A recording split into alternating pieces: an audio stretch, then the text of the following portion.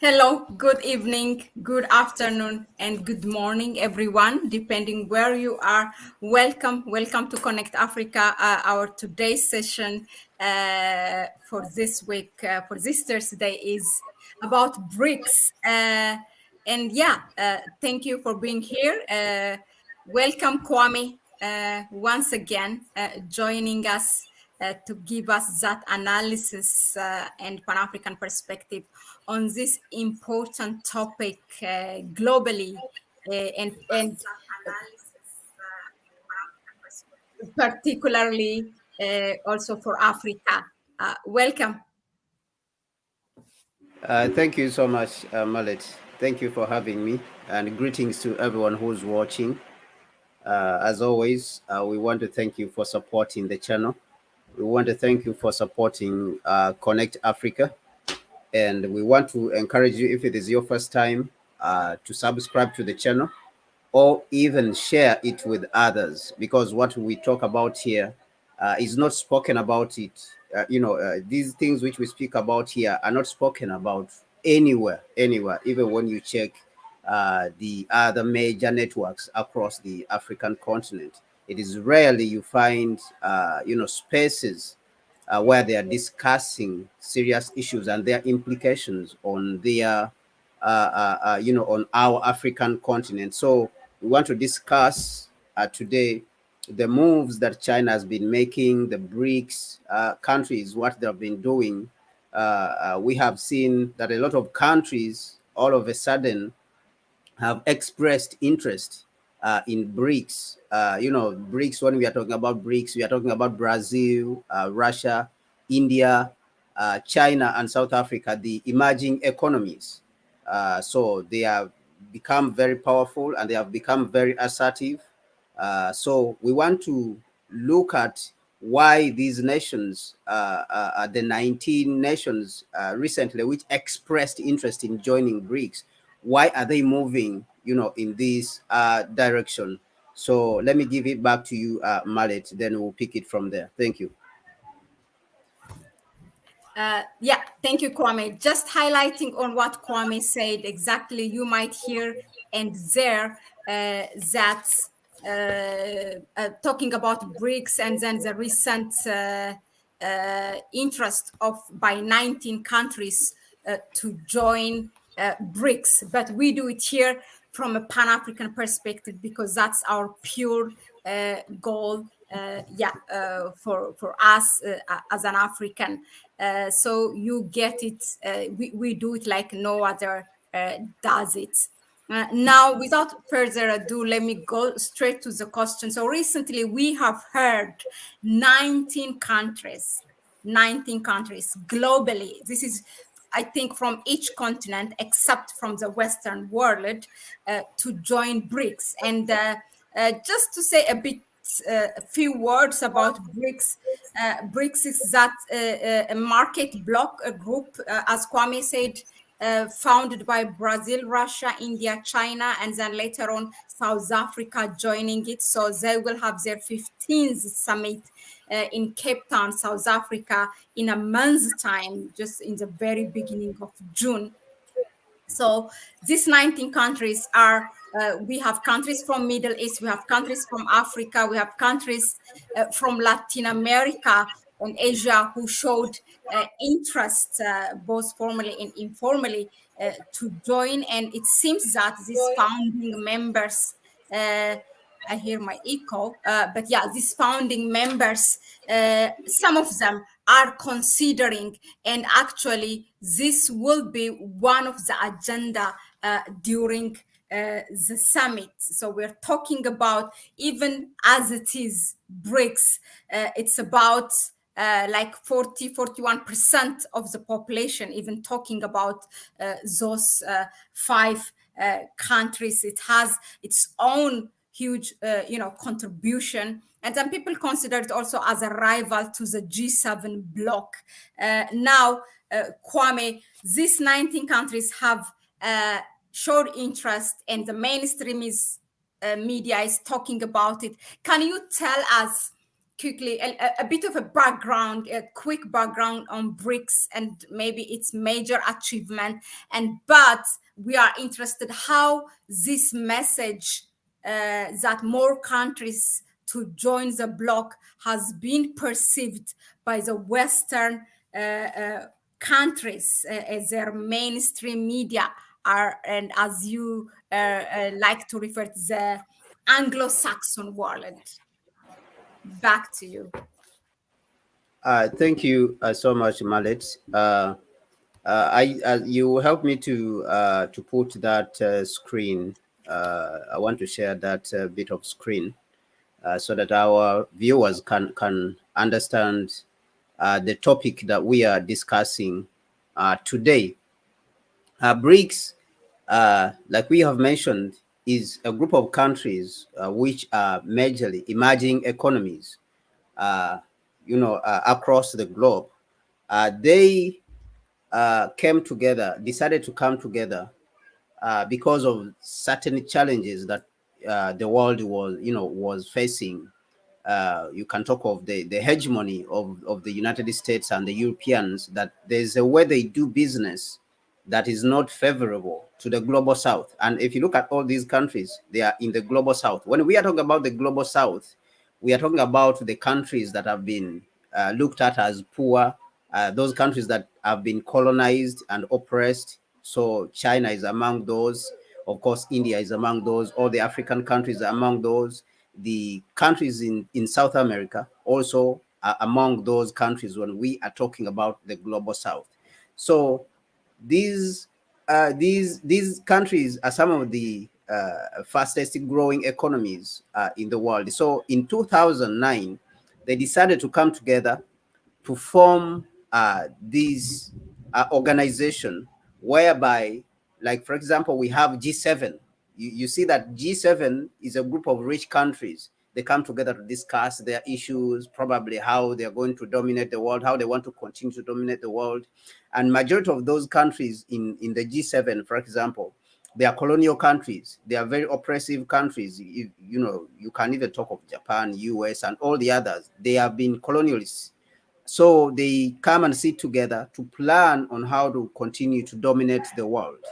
So China, Russia, Brazil, South Africa, and India felt it important to come together also to form a group that represents the global south, those ones who were colonized and brutalized, those ones who have been exploited for a very long time, so that they can also discuss their own issues. So in 2009, they decided to form this organization.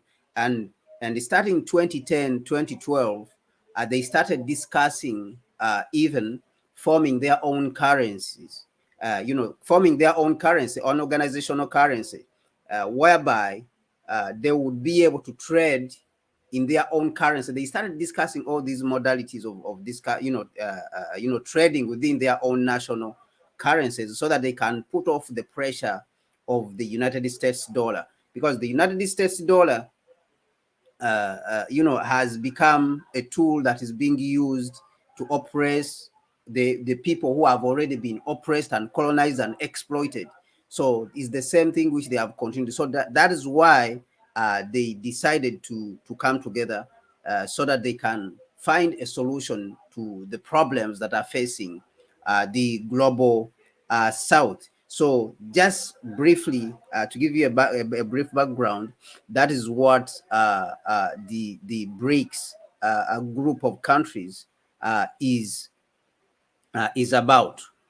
To go to your question, which you asked, maybe you can bring that question back a little bit for me. Let me listen to it a little bit more.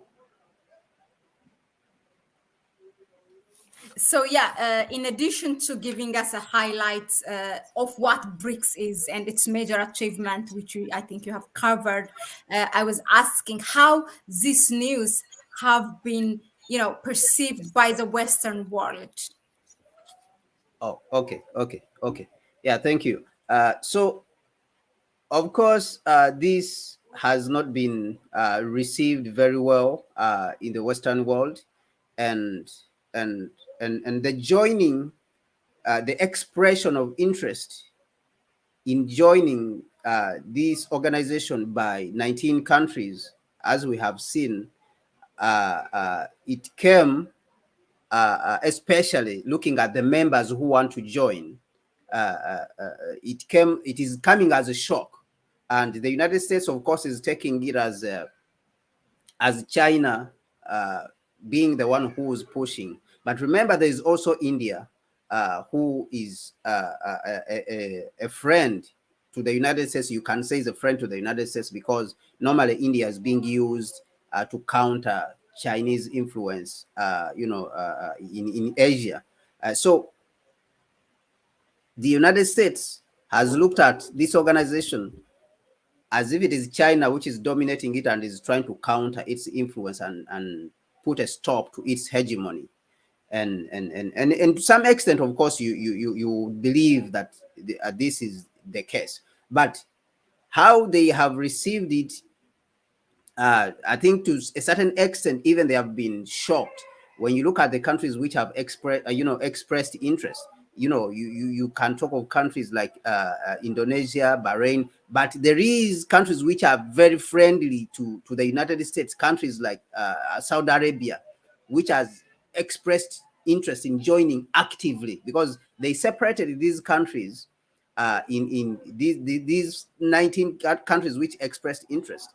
They separated them and they said 3 of them have actively I think there's a statement which they used, and they said about 2 to 3 countries expressed interest actively. They want to join actually immediately, and then the others, no, the 13 countries have asked, formally to join, and another 6 have asked informally. Okay, so that was the situation. 13 countries, they asked formally to join, and 6 others, they informally asked also to join the organization. What this means is that 13 countries have written to the organization, to Brics as an organization, that they want to join, and then 6 of them probably they have used the informal means. Maybe they have spoken about it, they have spoken to various leaders, because right now South Africa is the president, is the chairperson of the organization, because the chair is being rotating. The Brics chair is being rotating right now. South Africa is the chair, is the one chairing. That is why even the Brics summit is going to take place in Cape Town in June on the 2nd to 3rd. So among these 13 countries which have expressed interest actively, formally, you find countries like Saudi Arabia in there. You find countries like Iran in there. So the Western world looks at this, it doesn't see it as an accident, because remember, Saudi Arabia and Iran had just been brought together by China recently, to patch up that peace agreement. So when the West sees that of the 13 countries, of the 19 countries, the countries that have said that they want to join right now, Iran and Saudi Arabia are included. It becomes sort of a shock, to them. And then China has become very assertive, on the other side, that it wants to replace, the dollar. It has come out, blatantly right now that China doesn't fear anymore. Right now, it is encouraging many countries because China, if you remember, China is the biggest trading, country in the world. Majority of the countries have China as their biggest trading partner. Even Australia, Europe. You can talk of Brazil, Argentina. Argentina also has expressed interest in joining. So China is encouraging majority of the countries, to trade in their own currency, because here it is China. When you trade like this, it is China, which wins. Actually, also the other poor countries, will win at the end of the day, because they don't have to go out there to look for the dollars. So the West is not seeing this very well. Is not seeing this, you know, you know, is looking at it in a way that China is trying to destroy us. China is our enemy, as you have seen that they have been drumming up right now. These days they have been drumming up the drums of war. They have been drumming up war and talking war. South China Sea, China is our enemy. We need to attack China. Whether it's Democrats and Republicans, they have been talking that they want to go and attack China. Go in there. Biden is so soft on China. Why is he so soft on China? Let him. So that kind of tone is now what is coming out of the West. But they are not telling you the real reason. But the real reason is because China is pushing very hard in this direction, that it wants to dethrone the dollar and stop the United States hegemony. When you go to their media, also, when you go to their media, it is also not talking about it. So why is the media not talking about it? Because they know that this process now is accelerating. We have just been talking about the dollar declining. A lot of people, of course, are talking about the dollar declining. And in the West, of course, there is that denial that it is not declining. But when you look at the figures, 5 to 10 years ago, the United States was dominating. A majority of the countries were using the United States dollar as their reserve currency. About 78% of the countries, of the reserves of the world, were held in the United States dollars. And as we speak today, those reserves have reduced to less than 55%.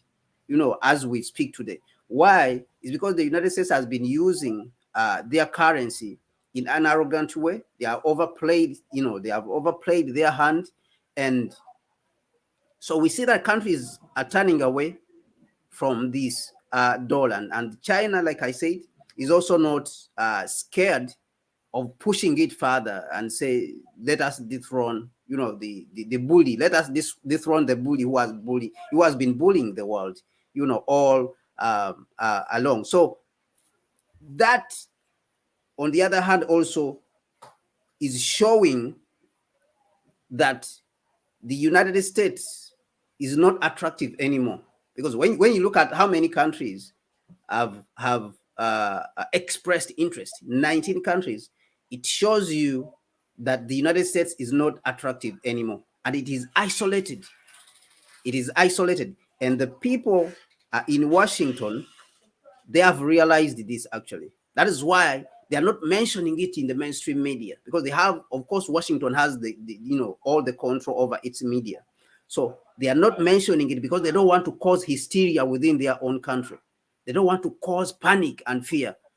Okay. And then the inflation, which is already skyrocketing, because people across the globe now, they are rejecting the dollar, the use of the dollar. You can talk of many countries: Brazil, Argentina, Saudi Arabia, India, all these, Russia, Iran. The number of countries which are now, pushing away, which are avoiding the dollar, is increasing. So if they mentioned it in their country, it will cause panic. If they mentioned it in their country that we are not attractive anymore, it will cause panic. It would cause panic within the United States. But the people in Washington, they know it very well. They know that this is what is happening to us. So that is, for now, what I can say about that situation. Thank you very much, Kwame, for that. Now, 19 countries, as we have said, and you have given us a background, a bit of, just to, there are some new people who joined us in the as viewers. So we have talked about the first part, or the first talking point of our today's topic, which is giving a highlight of a Brics, its major achievement, and then how this is perceived by the Western media or the Western countries. Now, about the 19 countries who wants to join can you tell us what will, first of all, who are these countries? We have said this is almost from all parts of the world. Who are these countries? And then maybe you can analyze it region by region, what it means, and then what does it bring to the table, meaning that if a go ahead is decided by the BRICS group for these countries to join BRICS. That's one. Secondly, particularly since this is a Pan African media platform, if you can tell us, for those countries, African countries, there is some from the north, there is from Eastern African countries too. I don't know if they applied it formally or informally, and then from West Africa as well. What does it mean? What does, how will it impact Africa having more countries joining BRICS? I say this because there are some issues. The more countries join BRICS, some of them, if they have strong allies, might have the bigger influence, kind of dilute the decision making there. So, yeah, back to you, Kwame. Thank you, Mahlet. Like we have already mentioned the countries. Uh, there is those which have applied, formally, and and there's those which have applied informally. Actually, some of them, they don't want to be known, even though some of them have come out blatantly that they want to join, like Iran, for example, Saudi Arabia. Actually, it is a huge blow. It is a huge blow. Some of them, it is a huge blow.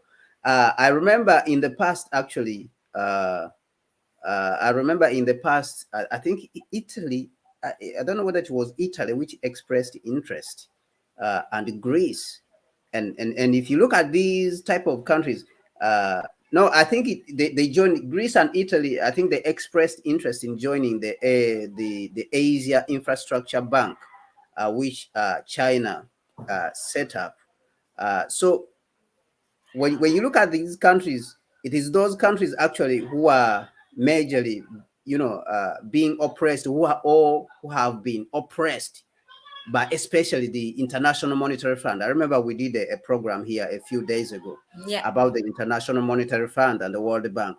yeah, Those countries who have been oppressed and exploited with the use of the International Monetary Fund, as we rightly mentioned, in the International Monetary Fund, it is the United States and its European allies who put their majority of the money. And even when we read Nkrumah's book, Neocolonialism, The Last Stage of Imperialism, Nkrumah also mentioned it, pointed it out, right?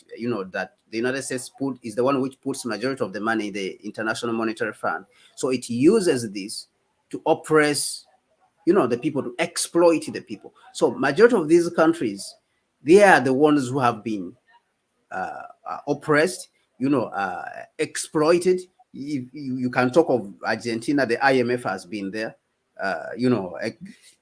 exploiting Saudi Arabia. Those ones, they're just tired of the arrogance of the United States. You have seen how they have been treating them. Biden, when he was campaigning for presidency, was saying he's going to make Saudi Arabia a pariah state. And this did not go down well with the royals in Saudi Arabia. Iran, it has been oppressed for a very long time, sanctions. Of course, Russia is already in that one. We will not talk about it. Tunisia recently rejected the terms of the IMF, the terms which they were giving it, for it to borrow a loan to be able to go, to use the money to put itself out of the economic crisis which it is facing. So the IMF gave very bad conditions, to the extent that Tunisia said that they don't want the loan, they want to join BRICS. So this is the nature of the countries which want to join BRICS. They fall in that group, and they are seeing actually also that there is no more help that is going to come from the United States. People have started questioning who gave the United States the right to print money and give it to others as loans? I mean, it is ridiculous. So that is why you see that now uh, the Brics with the ITSI Bank, the new development bank, is becoming now more attractive because they have set up an organization which has become very important. And they have set up a bank also, which is based in Shanghai. And that bank is the current president is Dalima Rousseff, who is the former president of Brazil, who is also a friend to the current, president of Brazil, Lula da Silva. They are very good friends. And actually, when they were inaugurating the bank and she was taking over the seat, Lula da Silva first went to Shanghai so that they will celebrate that opening of the bank before he went to meet President Xi Jinping in Beijing. And so this makes BRICS very attractive because these conditions, I remember I spoke about here what Eric Lee, the political scientist Eric Lee out of China, said that we are living in the age where cultures are going to assert themselves.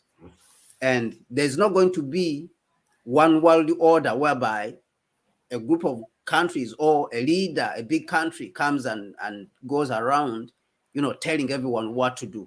Cultures, what he said is that we are living in an era of warring states whereby cultures are going to assert themselves.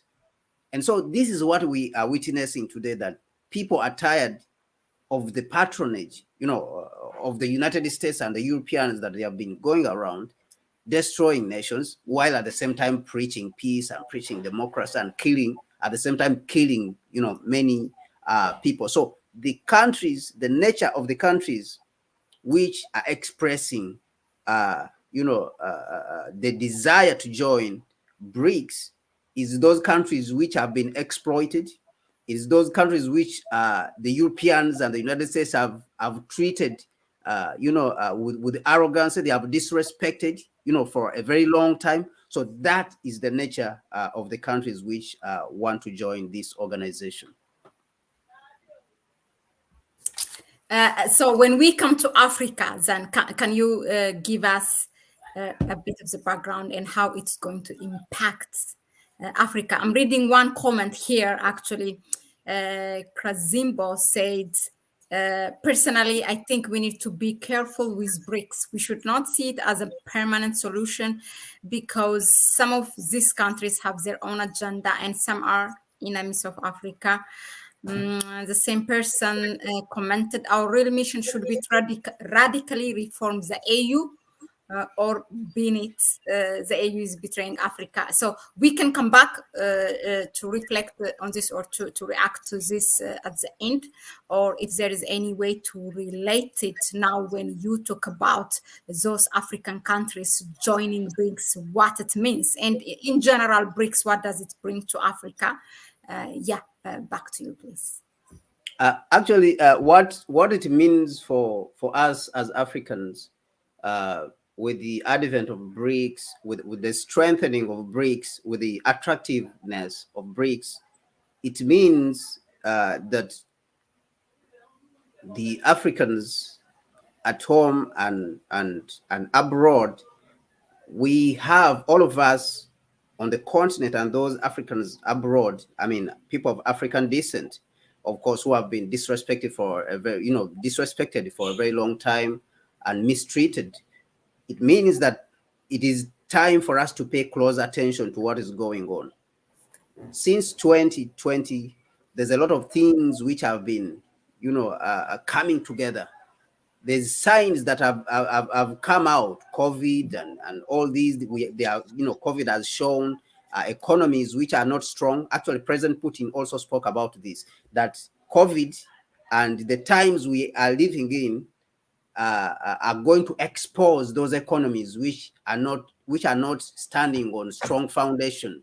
Those economies, what he meant is that those economies which have been standing on the exploitation of others, and then they have built their economies on speculation. And of course, he was talking about the West, the United States and the West. They are depending on other people's resources, to stand, to be able to support themselves, to enjoy the life which they enjoy, which they call our way of life. So such times, it is time for us as Africans to realize that something is going on, something big is going on.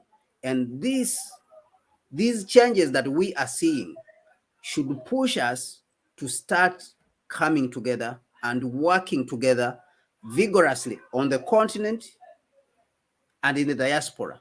We have to work together. We have to start working together. And in this working together, of course, what we want to achieve is the dream of our forefathers, Kwame Nkrumah, Marcus Garvey. What did they start? What they envisioned is the union government, because people like Nkrumah saw that there's no way a black man anywhere across the world. And when I speak about the black man, of course, I mean the black woman as well. There's no way a black person is going to be respected anywhere across the globe if Africa is not strong, if Africa is not rebuilt, if Africa does not take back its resources, if Africa does not develop itself. And Africa cannot take back its resources and cannot rebuild if we do not unify and form a political union. The political union is the only guarantee for us that we will be able to rebuild the continent. Is the only guarantee that we will be able to push out the people who are exploiting our resources and stealing them. 2021, a UN report came out and said that Africa is losing more than $90 billion every year to illicit financial outflows. And these illicit financial outflows, from the tracing which they did, they said that this money is ending up in Brussels and, Washington, New York. These were the major places which were identified where Africa's money is going. And of course, some of it is going to the Middle East, because we have seen that gold and mineral resources, Israel, coltan, this is where our resources are going. So this is what the report said. So how can we stop this so-called illicit financial outflow? Because what is being realized is that the Western world is the one stealing from Africa, stealing Africa's resources, stealing Africa's, well-being. This money is supposed to take care of our people and build the schools and build the hospitals, but it's being stolen. It's being, stolen out of the continent. So what other way is there for us to stop this theft that the colonialists are conniving with some of our ruling class and business class to steal from majority of the African? What other way is there? The only way that is there is for us to form a single union government of Africa, which will be able to take responsibility of our resources, single foreign policy, single currency, single passport, single economy, and single central bank. We need to have one person negotiating. We should have one minister of foreign affairs negotiating on behalf of all Africans, so that these imperialists, they will not get a chance to pass behind and manipulate Africans against each other.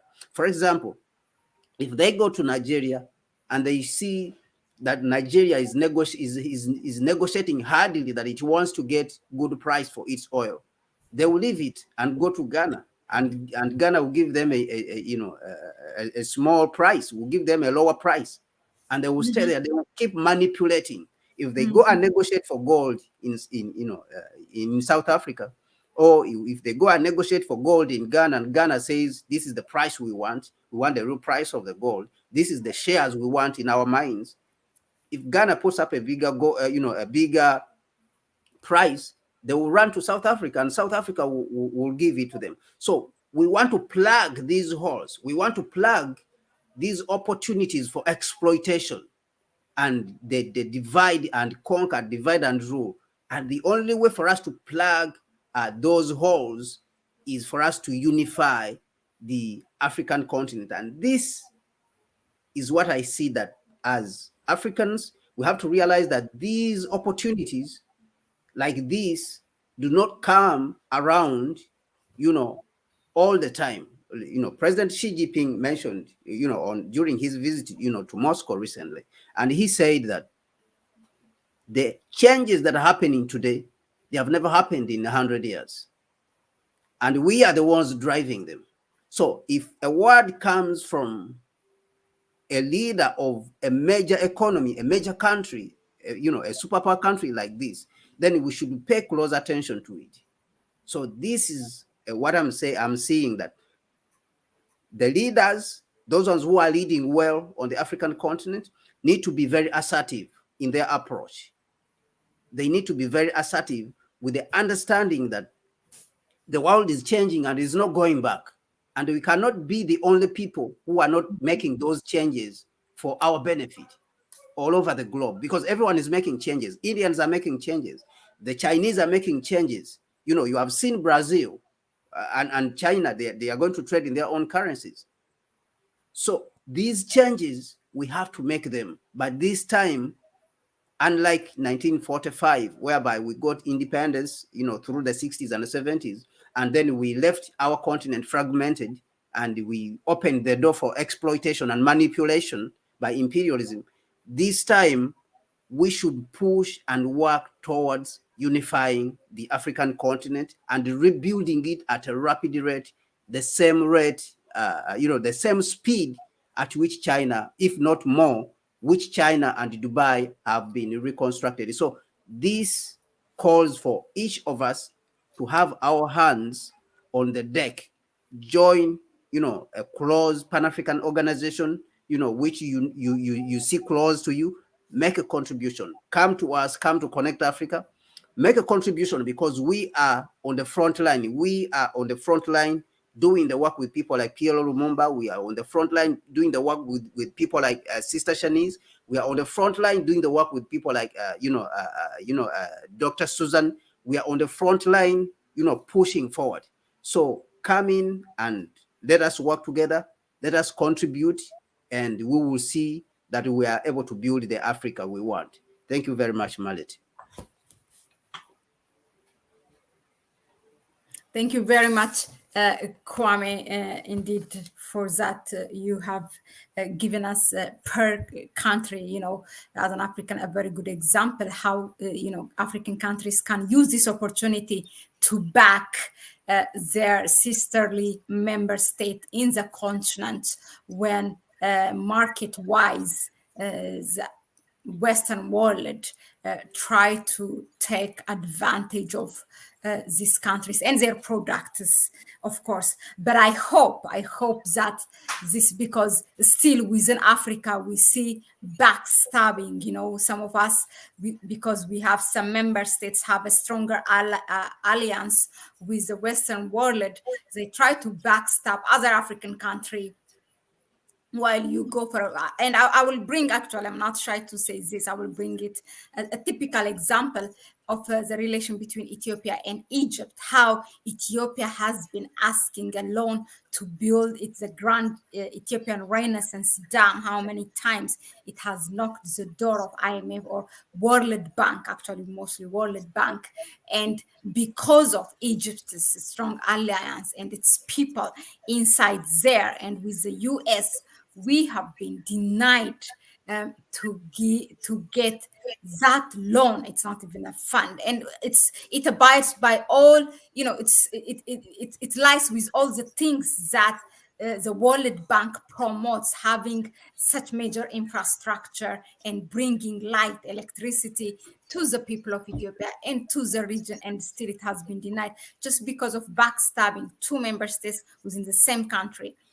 So I really hope that this will be used, or I don't know, there's something major that will protect or ban such backstabbing against each other. Yeah, that's just my hope. Now, it might seem a bit of off topic, but still it's a related topic. Speaking of South Africa hosting the next summit of BRICS, President Cyril Ramaphosa, another topic that's going, side by side is whether Putin will be arrested in South Africa, right? And we have heard, which do not seem coincidentally, now South Africa is considering to pull out itself from ICC. We have heard so many activists and South Africans and officials saying that they will not arrest Putin. And now this news comes, Ramaphosa talking about pulling out South Africa from ICC. What's your say on that? Yeah, it's actually interesting. Yeah, President Cyril Ramaphosa came out and said this was the position of the party of the ANC, even though there's other people who came out to try to walk back the statements which President Cyril Ramaphosa, made. He said that South Africa is considering pulling out of the ICC because of the way it behaves, that it is selective in its application of rules. Mm-hmm. And of course, he wanted to mention the issue of the Iraq War, whereby Tony Blair, who is out there languishing, moving about, and he has not been arrested. They have never, issued an arrest warrant for Tony Blair or George And Bush, even if it is just a formality. They let them do it so that we know that they are serious.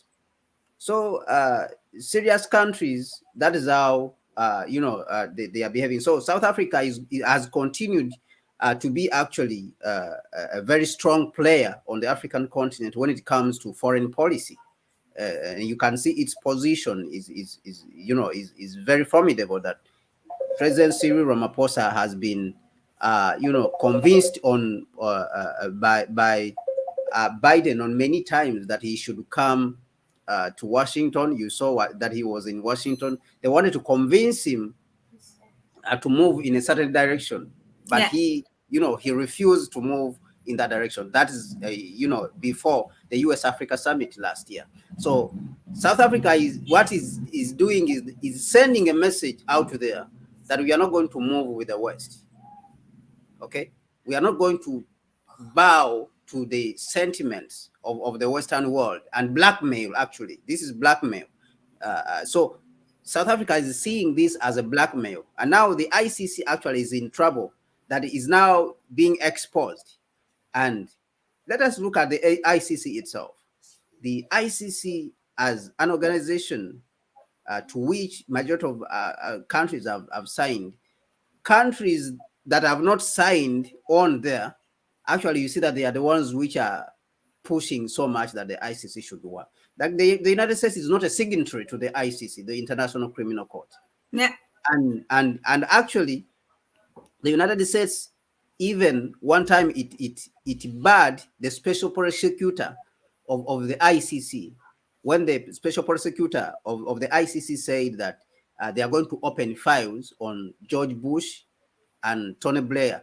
The United States said that the special prosecutor of the ICC should not come to the United States. They blocked our passport, that she should not step on on United States ground. She should not dare fly into the United States. Because she mentioned that we are going to open files on George Bush and Tony Blair. Britain is a signatory to the ICC. They have never issued an arrest warrant for Tony Blair. And yet these are people who killed over 1 million people in Iraq. Civilians, children, people like Edward Snowden, came out to expose this. That WikiLeaks came out to expose the blatant killing of civilians and innocent people with guns. And look at how they are treating the WikiLeaks guy who came out to expose this. So they are treating him like a criminal. They have arrested him They have been torturing him, for how long? So this shows you that these are not people who care about human rights. These are criminals who are masquerading as Democrats. They are criminals who are masquerading as peacemakers, as people who are spreading, peace and democracy across the globe. But these are criminals and murderers. And so that's when you see that when they are exposed, then they come out to attack the person who has exposed their acts of aggression and their evil acts. And so you see that they are attacking the WikiLeaks guy, that they want to kill him. People like the former Secretary of State, Mike Pompeo, was saying that they should go and kill, kill the guy, kill the WikiLeaks guy. You see, so it becomes a problem. So this shows you that this is hypocrisy, and this is what the world now is separating from. Is saying that we cannot move with hypocrisy anymore. Saudi Arabia is the same thing, which is saying that we can't put up with the hypocrisy anymore. So you either follow the principles which you are preaching across the globe, or get out of here. But you will not follow, you will not come and tell us a different thing and then do a different thing. So President Cyril Ramaphosa and South African ANC, what they are saying is that they are sending a message that they are not going to arrest Putin. That is, clear, loud and clear. That is what they are doing. They are just sending out a message to tell you that we are not going to arrest Putin, and Putin is welcome here to the Brics summit. So that is the simple message that we are hearing from South Africa. But this one is just being passed behind. But also, it is just to expose the hypocrisy in the ICC, that these Anglo-Saxons, they have to get their act together, because the whole world is tired, is really tired of the hypocrisy of the Anglo-Saxons. They have to get their act together. They have to, to follow and practice what they are preaching, or they have to get out of our countries, because we are tired. We cannot put up with the hypocrisy anymore. So this is what you are seeing from South Africa. Yeah, indeed. I'm just reading our regular one for our regular viewer, which commented now. Richard Nixon, as president of the USA, and Kissinger, Secretary of State in 1971, came up with a policy which said that Africa's resource must not be used for the benefit of Africa. So I'm sure CNS, the person saying this who commented this, is referring, those people have to be arrested instead. Or, of course, I mean, there are people, the arrogance, the level of the arrogance, how they are not shy to say what they want to say. Yeah, they don't have shame. So I think what the Global South is saying is that we want to see George Bush and Tony Blair arrested these people. Then we will know that you are a serious ICC, that you know what you are talking about. If you cannot arrest George Bush, if you cannot arrest Tony Blair, who are going about as if they are normal human beings when they are criminals, then you have to get out of our countries. You have to stop talking. Whatever you are doing, you have to stop. If you want us to take you seriously, and you are saying that we should arrest, the Russian president, then first arrest the criminals who killed 1 million people in Iraq and Afghanistan. Arrest them. They are languishing. George Bush is doing painting. They are rehabilitating him. The United States media is rehabilitating him as if he's a good person, and this is a criminal. So arrest these people. ICC, go and arrest these people. Go and arrest George Bush. Go and arrest, Tony Blair. Britain is a signatory to the ICC. Issue an arrest warrant for Tony Blair. The evidence is there that they killed the people.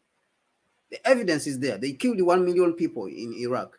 So arrest the man, then you can come to Africa and tell us who we should arrest and who we should not arrest. So I think that is the point that we, the Africans and the Global South, that we are, making.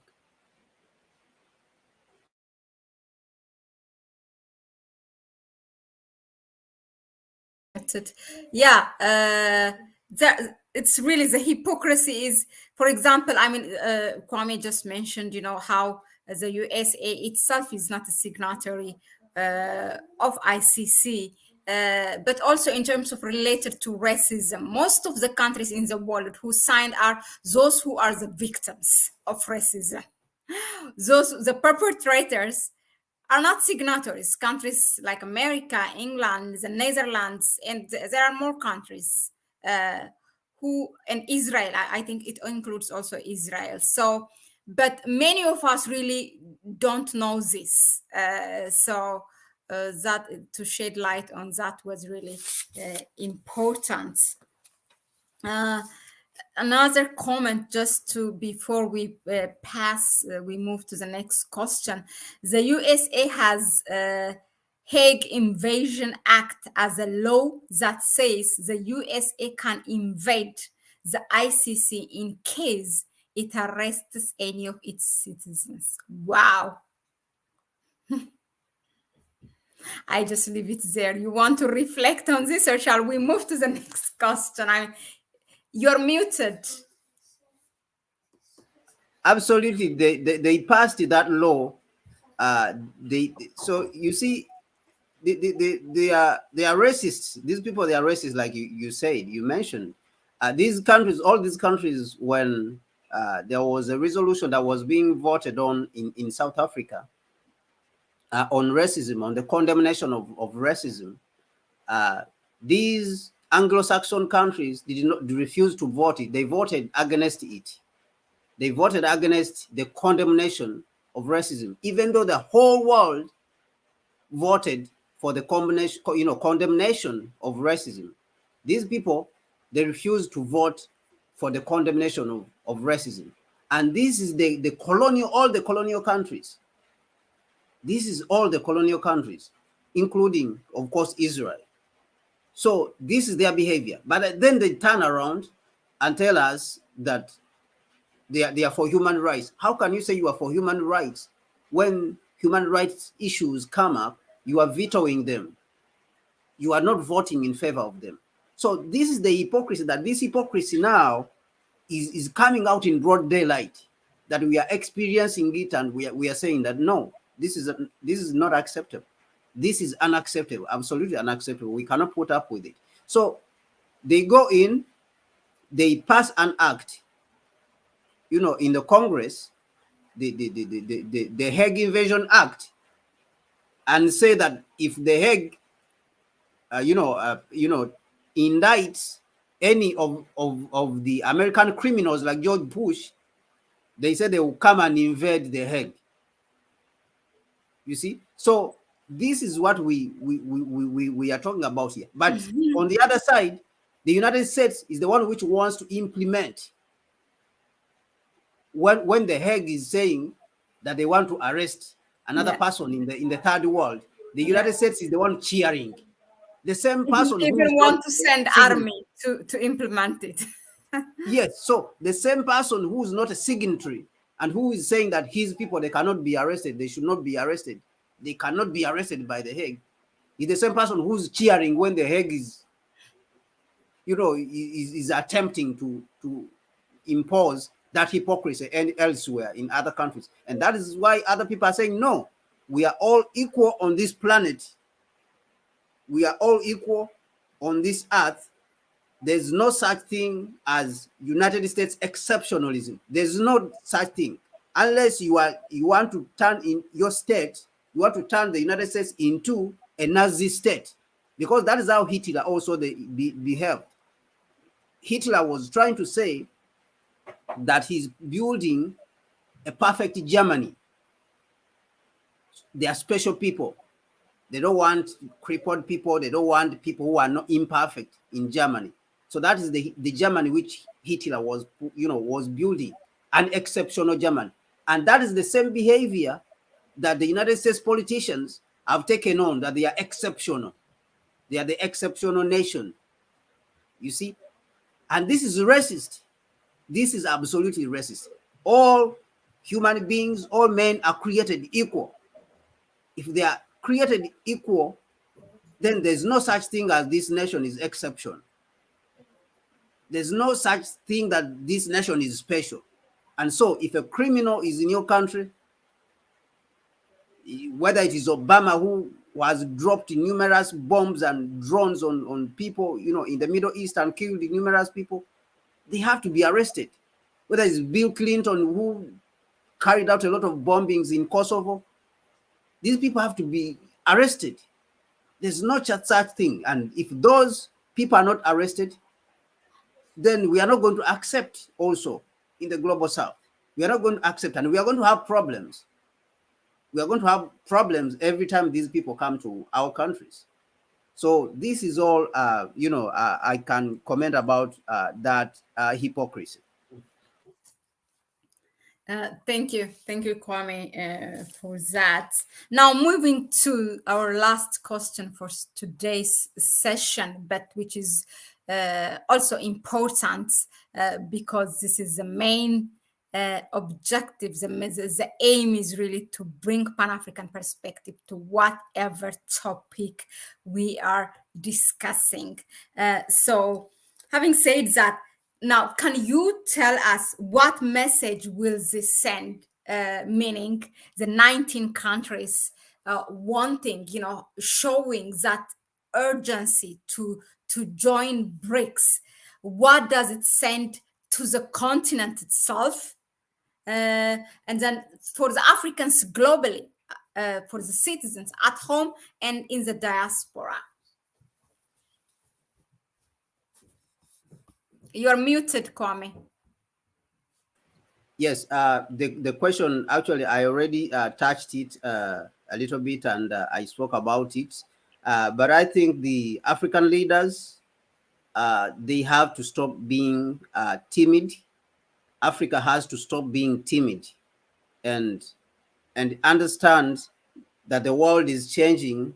And if the world is changing, we are also players in this world. We are citizens of this world. We are global citizens of this world. So we cannot sit on the side while these massive changes are taking place and not participate. As Africans, we have to be at the table of making these changes. And that is where I would encourage countries like Kenya, Ghana, I hear even Egypt has expressed interest.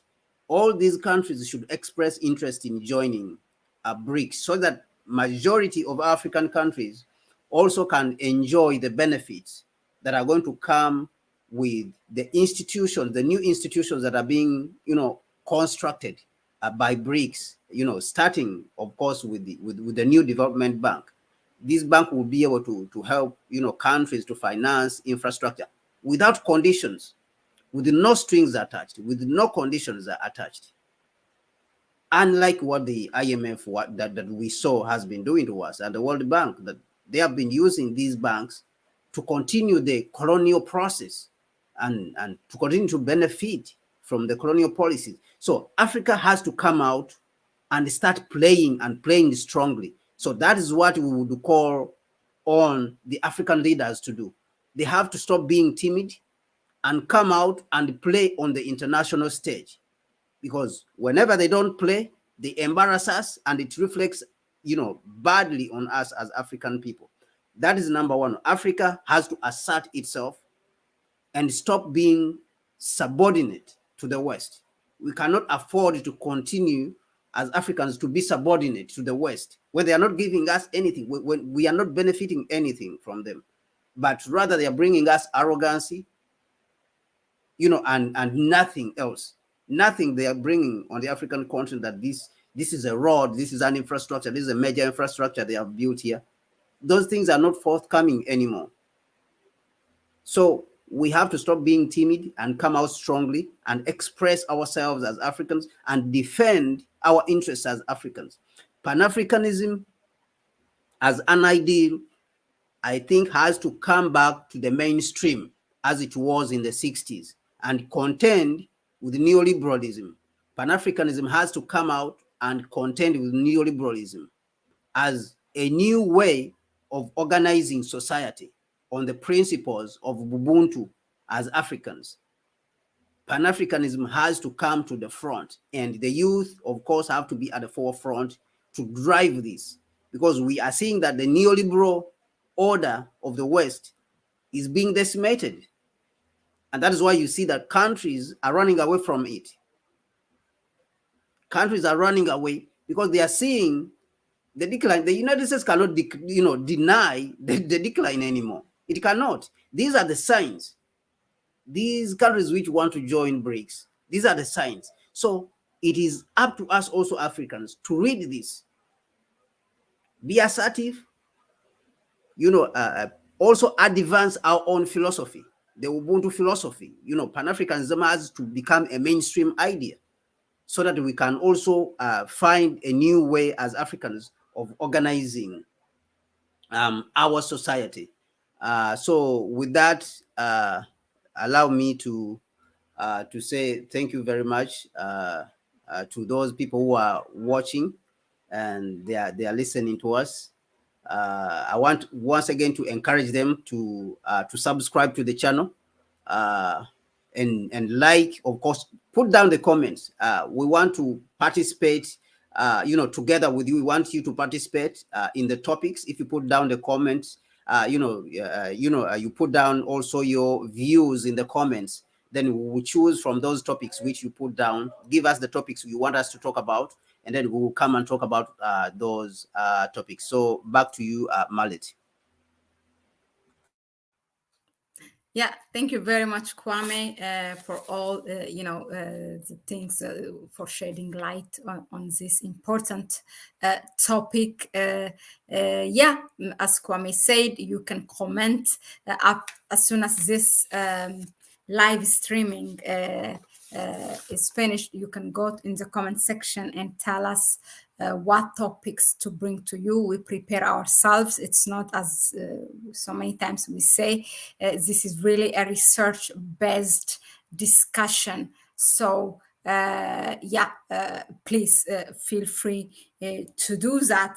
And thank you very much for joining us, those of you who have been here with us. Please, if you like it, if you find it interesting, and if somehow you learned something, so then please share it with your family, with your friends, with your network. In that way, then you help us to grow the channel. For any of you who want to help, also not only 2 days a week, but also we want to bring on everyday basis. A lot is happening. The dynamic is really something we can't even keep up. Sometimes we have to be selective to bring things here.